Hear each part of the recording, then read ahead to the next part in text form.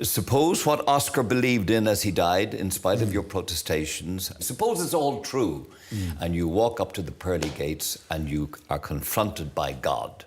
What will Stephen Fry say to him, her, or it? I will basically, what's known as theodicy, I think. I'll say, bone cancer in children? What's that about? How dare you? How dare you create a world in which there is such misery that is not our fault? It's not right. It's utterly, utterly evil. Why should I respect a capricious, mean-minded, stupid God who creates a world which is so full of injustice and pain? That's what I'd say.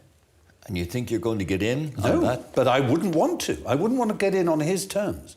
They're wrong. Now, if I died and it was Pluto, Hades, and if it was the 12 Greek gods, then I would have more truck with it, because the Greeks they didn't pretend not to be human in their appetites and in their capriciousness and in their unreasonableness. They didn't present themselves as being all-seeing, all-wise, all-kind, all-beneficent.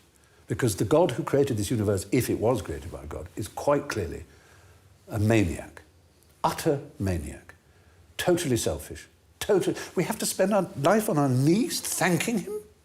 What kind of God would do that? Yes, the world is very splendid, but it also has in it insects whose whole life cycle is to burrow into the eyes of children and make them blind.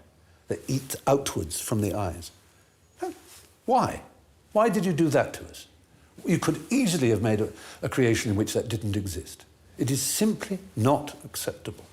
So, atheism is not just about not believing there's a God, but on the assumption that there is one. What kind of God is he? It's perfectly apparent that he is monstrous, utterly monstrous, and deserves no respect whatsoever. The moment you banish him, your life becomes simpler, purer, cleaner, more worth living, in my opinion.